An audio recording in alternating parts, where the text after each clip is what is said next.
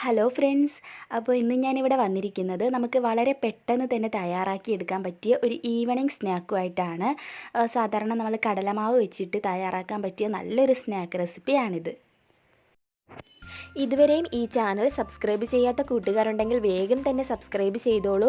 Subscribe ചെയ്യുമ്പോൾ നിങ്ങൾക്ക് കൂടെ ഒരു ബെല്ലൈക്കൺ വരും, അതുകൂടി ഒന്ന് ക്ലിക്ക് ചെയ്ത് വെച്ചാൽ ഞാൻ വീഡിയോസൊക്കെ അപ്ലോഡ് ചെയ്യുന്ന സമയത്ത് നിങ്ങൾക്കത് മിസ് ചെയ്യാതെ കാണാൻ പറ്റും. So let's start.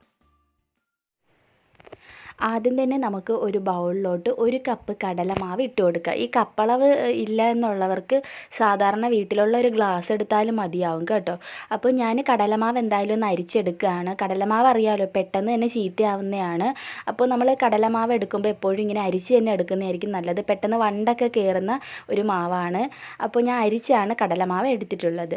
ഇനി ഇതിലേക്ക് ഒരു 1/4 ടീസ്പൂൺ മഞ്ഞൾപ്പൊടി ചേർത്ത് കൊടുക്കാം. എന്നതിന് ശേഷം നമുക്ക് ഒരു 1/2 ടീസ്പൂണോ 3/4 ടീസ്പൂണോ മുളക് പൊടി ചേർത്ത് കൊടുക്കാം.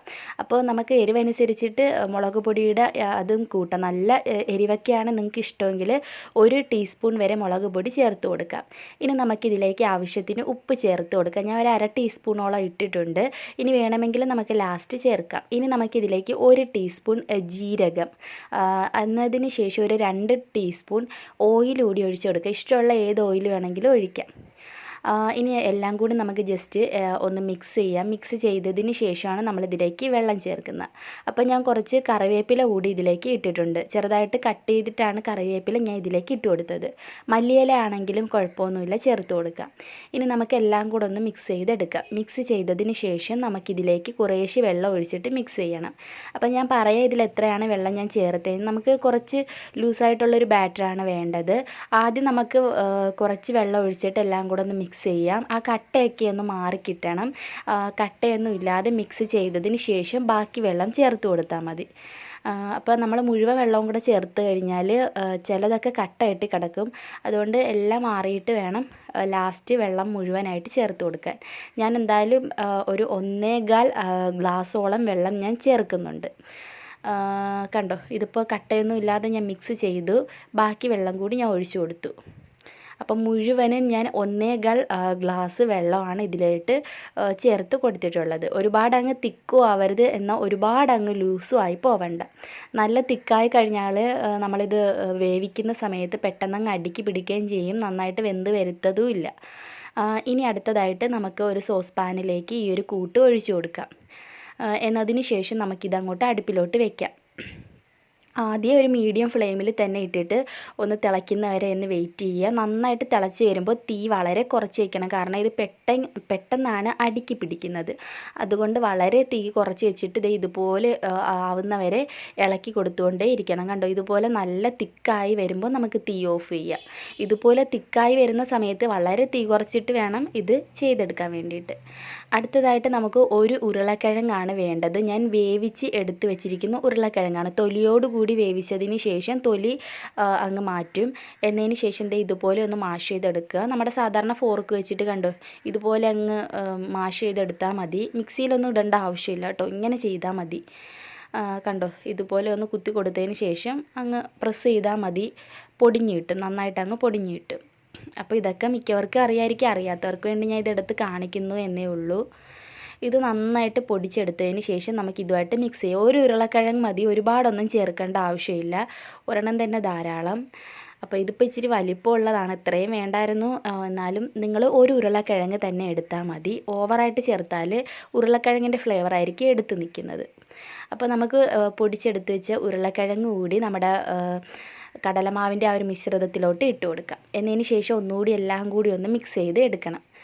നന്നായിട്ട് മിക്സ് ചെയ്തതിന് ശേഷം നമുക്ക് കൈകൊണ്ട് തന്നെ എല്ലാം കൂടി ഒന്ന് കുഴച്ച്, നമ്മൾ സാധാരണ ഒരു ഡോ പോലെ ഇത് വരും. അപ്പോൾ എല്ലാം കൂടെ ഒന്ന് മിക്സ് ചെയ്തിട്ട് നമുക്കൊരു ഡോ റെഡിയാക്കി എടുക്കാം. ഒരുപാട് പാടൊന്നും ഇല്ലാതെ തന്നെ നമുക്ക് റെഡിയാക്കാൻ പറ്റിയ ഒരു സ്നാക്ക് തന്നെയാണിത്. അപ്പോൾ ഇനി അടുത്തതായിട്ട് നമ്മൾ ചെയ്യാൻ പോകുന്ന, കണ്ടോ, ഇതെല്ലാം കൂടെ ഞാൻ കുഴച്ചെടുത്തിട്ടുണ്ട്. നമ്മൾ സാധാരണ ഏതെങ്കിലും ഒരു പാനിലേക്ക് ഇതും അങ്ങോട്ട് മാറ്റണം. നമുക്കൊരു ഷേപ്പിന് കട്ട് ചെയ്തെടുക്കാൻ വേണ്ടിയിട്ടാണ് നമ്മളങ്ങനെ ചെയ്യുന്നത്. അപ്പോൾ ഞാൻ ദേ ഒരു പാൻ എടുത്തിട്ടുണ്ട്. ഇതിലേക്ക് കുറച്ച് ഓയിൽ ഒഴിച്ച് കൊടുത്ത് എല്ലായിടും ഒന്ന് സ്പ്രെഡ് ചെയ്ത് കൊടുക്കാം. അപ്പോൾ നമുക്കിത് കട്ട് ചെയ്തെടുക്കുന്ന സമയത്ത് പെട്ടെന്ന് നമുക്ക് റിമോൾഡായിട്ട് കിട്ടാൻ വേണ്ടിയിട്ടാണ് നമ്മളിങ്ങനെ ഓയിൽ സ്പ്രെഡ് ചെയ്ത് കൊടുക്കുന്നത്. ഇനി നമുക്ക് ഈ ഒരു ഡോ ഇതിൻ്റെ ഉള്ളിലേക്ക് വെച്ച് കൊടുക്കാം. എന്നിട്ട് നന്നായിട്ടൊന്ന് പരത്തി കൊടുക്കുക. ഒരുപാട് കട്ടിയും വേണ്ട, എന്നാൽ ഒരുപാട് അങ്ങ് കട്ടി കുറവും വേണ്ട. അപ്പം അതൊക്കെ നമ്മുടെ ഇഷ്ടമാണ്. അങ്ങനെ കട്ടി കുറച്ച് ചെയ്തു എന്നും പറഞ്ഞും കുഴപ്പമൊന്നുമില്ല. കുറച്ച് കട്ടിക്ക് നമുക്ക് എടുക്കാം. ഇഷ്ടമുള്ള കണക്ക് ചെയ്യാം. കട്ടി കുറച്ച് ചെയ്യാം, കട്ടി കൂട്ടുകയും ചെയ്യാം. അതൊക്കെ നമ്മുടെ ഇഷ്ടം. ഞാൻ എന്തായാലും ഒരു ഇച്ചിരി കട്ടിക്കാണ് ഇത് ചെയ്യാൻ പോകുന്നത്. ഓവറായിട്ട് നല്ല പൊക്കവും വേണ്ട, നല്ല കട്ടിയായാലും ഉൾഭാഗം വേവാത്ത പോലെ നമുക്ക് ഫീൽ ചെയ്യും.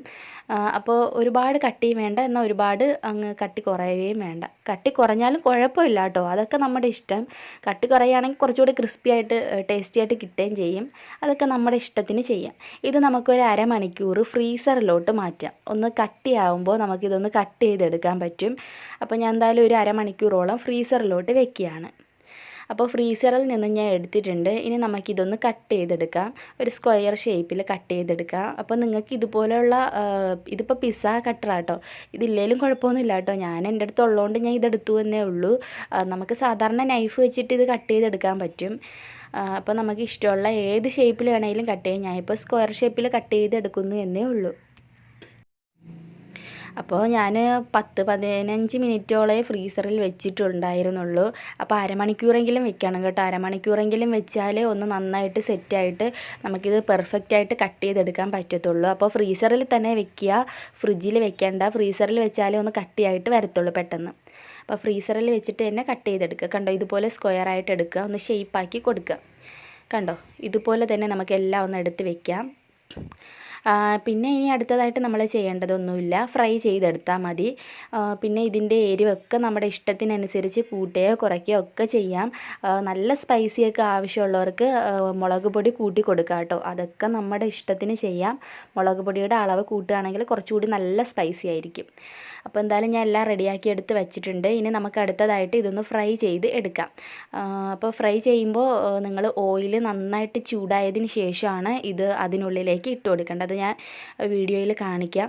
അപ്പോൾ ഞാൻ എന്തായാലും കുറച്ച് ഓയിൽ ഒഴിച്ചെടുക്കുകയാണ്. ഒരുപാട് ഓയിൽ വേണ്ട കേട്ടോ, ഒരു 1/4 ഭാഗം അത് നിൽക്കുന്ന അത്ര ഓയിൽ ഒഴിച്ച് കൊടുത്താൽ മതി. ഇനി നമുക്ക് ഈ ഓയിൽ നന്നായിട്ട് ചൂടാവുന്ന വരെ ഒന്ന് വെയിറ്റ് ചെയ്യണം. നന്നായിട്ട് ചൂടായിട്ട് കഴിയുമ്പോൾ നമുക്കിതെല്ലാം കൂടെ ഇതിനുള്ളിലേക്ക് വെച്ച് കൊടുക്കാം. പിന്നെ ഇത് എല്ലാം വെച്ച് കൊടുത്തതിന് ശേഷം ഒരു മീഡിയം ഫ്ലെയിമിൽ ഇട്ടാൽ മതി. ആ ഒരു മീഡിയം ഫ്ലെയിമിൽ കിടന്നിട്ട് ഇതൊന്ന് മൊരിഞ്ഞ് കിട്ടട്ടെ. അതായിരിക്കും പെർഫെക്റ്റായിട്ട് നമുക്ക് കിട്ടുന്നത്. ഇതിൻ്റെ ഉള്ളുമൊക്കെ ഒന്ന് നന്നായിട്ടൊന്ന് ഫ്രൈ ആയിട്ട് വരും. അപ്പോൾ ഒരു മീഡിയം ഫ്ലെയിമിൽ ഇട്ടിട്ട് കുറച്ച് വെയിറ്റ് ചെയ്ത് തന്നെ ഇതൊന്ന് ഫ്രൈ ചെയ്ത് എടുക്കണം. അപ്പോൾ ഞാൻ എന്തായാലും കുറച്ച് വെയിറ്റ് ചെയ്ത് തന്നെയാണ് ഇത് ചെയ്യുന്നത്. പെട്ടെന്ന് നമ്മളിപ്പം ഫുൾ ഫ്ലെയിം വെക്കുകയാണെങ്കിൽ പെട്ടെന്ന് അങ്ങ് ഫ്രൈ ആവും. പക്ഷെ ഉൾഭാഗം വേവാത്ത പോലെ തോന്നും. അതുകൊണ്ട് എപ്പോഴും തീ കുറച്ച് വെച്ചിട്ട് ചെയ്യുന്നതാണ് പെർഫെക്റ്റ്. പിന്നെ കട്ടി കുറച്ച് ചെയ്യുക കേട്ടോ. കട്ടി ഇതിനെക്കാട്ടിൽ കുറയ്ക്കുകയാണെങ്കിൽ കുറച്ചുകൂടി കഴിക്കാൻ ടേസ്റ്റി ആയിരിക്കും. അപ്പം നിങ്ങൾ വേണമെങ്കിൽ അങ്ങനെ തന്നെ ചെയ്തോളൂ. അപ്പോൾ അകമൊക്കെ ഒന്ന് നല്ല ക്രിസ്പി ആയിട്ട് ഇരിക്കുകയും ചെയ്യും. അപ്പോൾ എന്തായാലും ഒരു ഭാഗം വെന്തുകൊണ്ടിരിക്കുകയാണ്. നല്ലൊരു ഗോൾഡൻ ബ്രൗൺ നിറമാകുന്ന വരെ ഒന്ന് ഫ്രൈ ചെയ്തുകൊണ്ടിരിക്കുക. കുറച്ച് സമയം എടുക്കും ഒരു മീഡിയം ഫ്ലെയിമിൽ കിടക്കുമ്പോൾ. എന്നതിന് ശേഷം എല്ലാം ഒന്ന് തിരിച്ചിട്ട് കൊടുക്കുക. കണ്ടോ, നല്ലൊരു ഗോൾഡൻ ബ്രൗൺ കളറ് വന്നിട്ടുണ്ട്. എല്ലാം തിരിച്ചിട്ട് കൊടുത്ത് മറിച്ചിട്ട് കൊടുത്തിട്ട് ആ ഭാഗവും നല്ലൊരു ഗോൾഡൻ ബ്രൗൺ നിറമാവണം. അതുവരെ ഒന്ന് ഫ്രൈ ചെയ്യുക. എന്നിട്ട് നമുക്കിത് എടുക്കാം. അപ്പോൾ നിങ്ങൾക്ക് ഈ ഒരു വീഡിയോ ഇഷ്ടമായിട്ടുണ്ടെങ്കിൽ താഴെ ഒരു ലൈക്ക് ബട്ടൺ കാണാൻ, അവിടെ ഒന്ന് പ്രസ് ചെയ്തിട്ട് ലൈക്ക് ചെയ്തേക്കുക. പിന്നെ നിങ്ങളുടെ ഫ്രണ്ട്സ് ആൻഡ് ഫാമിലിക്കൊക്കെ ഈ ഒരു വീഡിയോ ഷെയർ ചെയ്ത് കൊടുക്കാനും ആരും മറക്കരുത്. പിന്നെ ഇതുവരെ ഈ ഒരു ചാനൽ സബ്സ്ക്രൈബ് ചെയ്തിട്ടില്ലെങ്കിൽ വേഗം തന്നെ സബ്സ്ക്രൈബ് ചെയ്ത് കൂടെ വരുന്ന ബെല്ലൈക്കൺ കൂടി ഒന്ന് ക്ലിക്ക് ചെയ്ത് വെക്കുകയാണെങ്കിൽ ഞാൻ വീഡിയോസൊക്കെ അപ്ലോഡ് ചെയ്യുന്ന സമയത്ത് നിങ്ങൾക്ക് മിസ് ചെയ്യാതെ തന്നെ വീഡിയോസൊക്കെ കാണാൻ പറ്റും. അപ്പോൾ രണ്ട് സൈഡും നല്ല ഗോൾഡൻ ബ്രൗൺ നിറം ആയിട്ടുണ്ട്. അപ്പോൾ ഇത് നമുക്കെല്ലാം ഇനി നമ്മുടെ ഓയിലിൽ നിന്നും മാറ്റാം. അപ്പോൾ നമ്മുടെ ടേസ്റ്റി ആയിട്ടുള്ള 4 മണി പലഹാരം ഇവിടെ റെഡി ആയിട്ടുണ്ട്. വളരെ ഈസിയാണ്, ഒരുപാട് പാടൊന്നുമില്ല, ഒരുപാട് സമയമൊന്നും എടുക്കത്തില്ല. വളരെ പെട്ടെന്ന് തന്നെ തയ്യാറാക്കാൻ പറ്റിയ ഒരു സ്നാക്കാണ്. അപ്പോൾ എല്ലാവരും വീട്ടിൽ ട്രൈ ചെയ്ത് നോക്കുക. നല്ല ടേസ്റ്റിയാണ്. ഞാനിതൊന്ന് മുറിച്ചുകൂടി കാണിച്ചു തരാം. കണ്ടോ, നല്ല ടേസ്റ്റി ആയിട്ടുള്ളൊരു സ്നാക്കാണ്. നല്ല സ്പൈസിയാണ്. എരിവ് കൂടുതൽ ഇഷ്ടമുള്ളവർക്ക് കൂടുതലായിട്ട് മുളക് പൊടി ചേർത്ത് കൊടുക്കുക. 1-2 ടീസ്പൂണോളം ചേർത്ത് കൊടുക്കുക കേട്ടോ. അപ്പോൾ എല്ലാവരും വീട്ടിൽ ട്രൈ ചെയ്ത് നോക്കിയിട്ട് എന്നെ കമൻറ്റ്സ് അറിയിക്കാൻ മറക്കണ്ട. താഴെ കമൻറ്റ് ബോക്സിൽ കമൻറ്റൊക്കെ അറിയിക്കുക. അപ്പോൾ ഇതുപോലുള്ള കൂടുതൽ വീഡിയോസ് ഇനിയും നിങ്ങളെ കാത്തിരിപ്പുണ്ട്. അപ്പോൾ ഇതുവരെയും ചാനൽ സബ്സ്ക്രൈബ് ചെയ്യാത്ത കൂട്ടുകാരുണ്ടെങ്കിൽ വേഗം തന്നെ സബ്സ്ക്രൈബ് ചെയ്ത് ബെല്ലൈക്കൺ കൂടി ഒന്ന് ക്ലിക്ക് ചെയ്ത് വെച്ചേക്കുക.